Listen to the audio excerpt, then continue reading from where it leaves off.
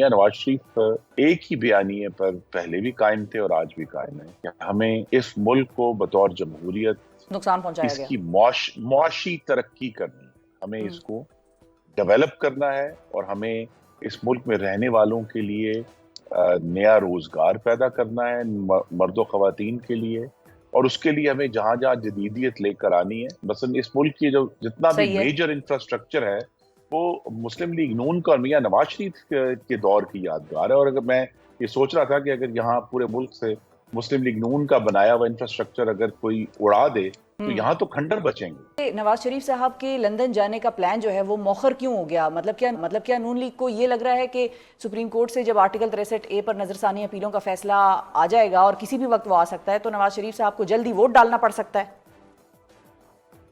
جی بالکل، وہ پارلیمان کے منتخب رکن ہیں اور ان ایک ایک ووٹ ثانی ترمیم کے لیے اہم ہے اور ان کا ووٹ تو بہت ہی اہم ہے، تو لہٰذا وہ اپنا جو فریضہ ہے بطور رکن پارلیمان وہ ادا کریں گے. صحیح ہے. اور یہ اس کی آپ کے پاس کیا اطلاعات ہیں، کیا رپورٹس ہیں، کب تک یہ معاملہ ہو سکتا ہے یہ ووٹ ڈالنے والا؟ دیکھیے اس میں اب کوئی اس طرح کی عجلت نہیں ہے، لیکن چونکہ بہت سارا کام پہلے سے ہو چکا ہے اور اب کوشش تو یہی ہے کہ ایک بڑے منیمل ایجنڈے کے اوپر جو آئینی ترمیم ہے اس کو لایا جائے اور اس پہ کام ہو رہا ہے. اور جیسے ہی اس پہ ایک بیسک ایگریمنٹ ہو جائے گا اور ہم پوری کوشش کریں گے کہ مولانا فضل الرحمان اور JUIF جو ہے قومی اسمبلی اور سینٹ میں اس کو سپورٹ کرے، تو صحیح ہے. اس کی کوشش کا آغاز بھی کر دیا گیا ہے. مولانا کے مسلم لیگ نون اور پاکستان پیپلز پارٹی کی اعلیٰ قیادت کے ساتھ دہائیوں سے مراسم ہے جی. اور ایک ان کی ایک نیچرل الائنس ہے. وہ ابھی PDM کی 16 ماہ کی حکومت میں حکومت اور کابینہ کا بڑا کلیدی حصہ بھی تھے، تو لہٰذا ایک ہم پوری کوشش کریں گے اور اسی کے ذریعے انشاءاللہ یہ آئینی ترمیم جو ہے وہ میں کوئی ڈیٹ تو نہیں دے سکتا لیکن اب بہت زیادہ دیر نہیں. صحیح ہے. چیف جسٹس صاحب کی ریٹائرمنٹ سے پہلے یا بعد میں؟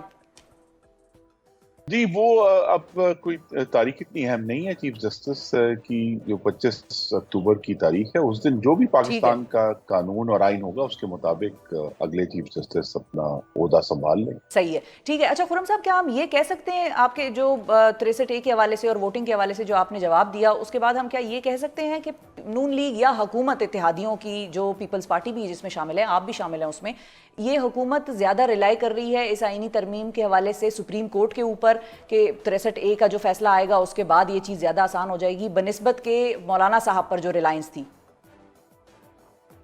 جی نہیں، ہماری تو کوشش یہ ہے کہ ایک آئینی ترمیم ایک ایسا قانون میں تبدیلی ہے جس کے لیے تمام جماعتوں سے بلا تخصیص رابطہ کیا جاتا ہے اور کوشش کی جاتی ہے کہ اگر آپ کے پاس موجودہ تعداد ہو بھی جو مطلوبہ ہے اس سے جتنی زیادہ میکسیمم حاصل کی جا سکتی ہے تاکہ آئین کی ترمیم کے پیچھے زیادہ سے زیادہ جو منتخب نمائندے ہیں وہ کھڑے ہوں. تو وہ کوشش جاری رہے گی. یہ 63A کا فیصلہ تو آپ سمجھیں 2 سال پہلے کی ایک جو بہت بڑی گمبھیر ناانصافی کی گئی تھی مسلم لیگ نون کے ساتھ اس کا ازالہ ہم چاہ رہے ہیں کہ اس وقت سپریم کورٹ نے چند ہفتوں میں اپنا فیصلہ الٹا کر مسلم لیگ نون کی پنجاب حکومت جو ہے اس کو الٹا دیا تھا. تو وہ ایک بالکل صریحاً سیاسی فیصلہ تھا اور جس میں آئین کو دوبارہ ری رائٹ کر کے ہمیں سیاسی نقصان پہنچایا گیا. تو ہم چاہیں گے کہ اس کا ازالہ ہو. اور جو بات بہت سارے لوگ کر رہے ہیں کہ جی یہ فلور کراسنگ کی جو ترمیم ہے 14ویں آئینی ترمیم وہ مسلم لیگ نون نے کی تھی اور اس کا 63A کے فیصلے سے کوئی تعلق نہیں ہے. وہ فلور کراسنگ کے خلاف جو پابندی ہے یا اس کے خلاف جو رکاوٹ ہے وہ اپنی جگہ آئین میں موجود پہلے بھی تھی اور بعد میں بھی رہے گی. ٹھیک ہے. تو خرم صاحب یہ ازالہ اب جب لوگوں کو نظر آتا ہے وہ ازالہ یہ کہہ رہے ہیں کہ ایسا لگ رہا ہے کہ وہ ازالہ تو آپ لوگ کرنے کی کوشش کر رہے ہیں چاہے اس میں PTI کے لوگ آ کر آپ لوگوں کی اس آئینی ترمیم پہ ووٹ ڈالیں اور سپریم کورٹ کے تھرو یہ سہولت کاری ہو. دیکھیے PTI کا جو ہے پارلیمان میں اس وقت کوئی موجودگی نہیں ہے. وہ سب اراکین اپنے دستخطوں سے سنی اتحاد کونسل میں حلف دے چکے ہیں کہ وہ اس کے رکن ہیں. پارلیمان نے اس پر قانون سازی بھی کر چکی ہے. سپریم کورٹ فیصلہ بھی ہے سر سپریم کورٹ کا اس پہ ابھی معاملہ اٹکا ہوا ہے. میں وہ فیصلہ ہی بتانے لگا ہوں. 31 سال فیصلے پہلے باز محمد کاکڑ کیس میں سپریم کورٹ نے واضح طور پر کہہ دیا تھا کہ ایک ایسی صورتحال جس میں سپریم کورٹ کی تشریح موجود ہو اور قانون آ جائے تو قانون تشریح پر بالا دست. صحیح ہے. اچھا اب ذرا میاں صاحب کی طرف آتے ہیں. آج انہوں نے بڑی اسپیشل انٹری کی ہے, واپس بڑے عرصے بعد انہوں نے بیان دیے اور ان کا ایک ٹاک سامنے آئی سب کے.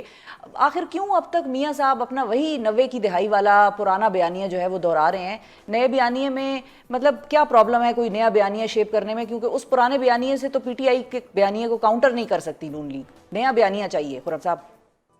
جی یہ رائے بھی صاحب ہے کہ نیا بیانیہ چاہیے, لیکن میاں نواز شریف ایک ہی بیانیے پر پہلے بھی قائم تھے اور آج بھی قائم ہیں کہ ہمیں اس ملک کو بطور جمہوریت نقصان پہنچایا اس گیا, کی معاشی ترقی کرنی, ہمیں اس کو ڈیولپ کرنا ہے اور ہمیں اس ملک میں رہنے والوں کے لیے نیا روزگار پیدا کرنا ہے, مرد و خواتین کے لیے, اور اس کے لیے ہمیں جہاں جہاں جدیدیت لے کر آنی ہے. مثلا اس ملک کی جو جتنا بھی میجر انفراسٹرکچر ہے وہ مسلم لیگ نون کا اور میاں نواز شریف کے دور کی یادگار ہے. اور اگر میں یہ سوچ رہا تھا کہ اگر یہاں پورے ملک سے مسلم لیگ نون کا بنایا ہوا انفراسٹرکچر اگر کوئی اڑا دے تو یہاں تو کھنڈر بچیں گے. تو لہٰذا وہ ان کا جو بیانیہ ہے اس سے نہیں انکار کر سکتے. صحیح بات ہے کہ ہمیں اس ملک کو ترقی دینی ہے.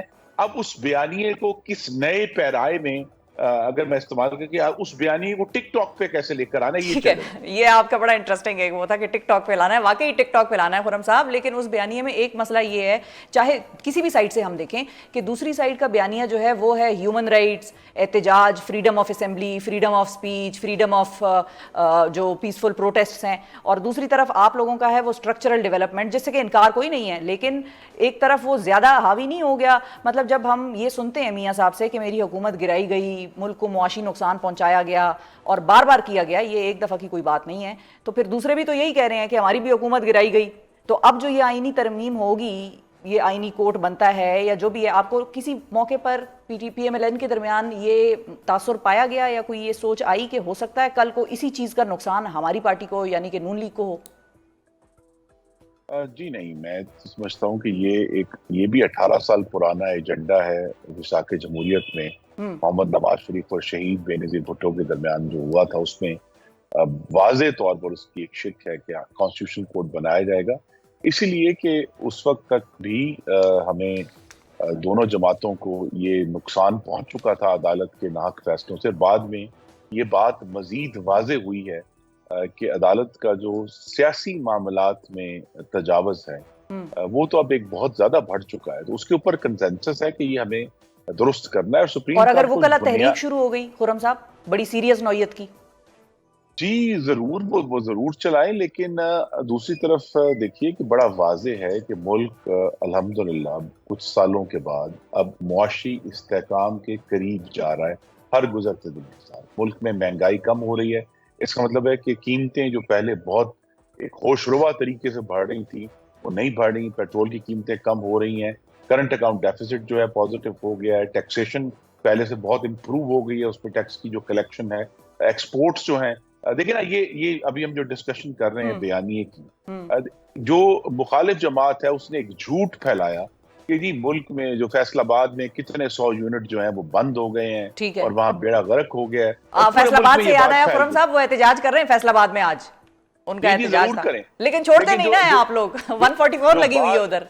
جو بات میں کرنا چاہتا ہوں کہ یہ بیانیہ جھوٹ پر مبنی بیانیہ پورے ملک میں پھیل گیا. لیکن جب اگست کے اعداد و شمار سامنے آئے تو پتہ چلا کہ اگست کے مہینے میں, جس مہینے میں انہوں نے کہا تھا کہ فیکٹریاں بند ہو گئی ہیں, فیصل آباد سے ٹیکسٹائل کی ریکارڈ ایکسپورٹ ہوئی ایک مہینے. صحیح ہے.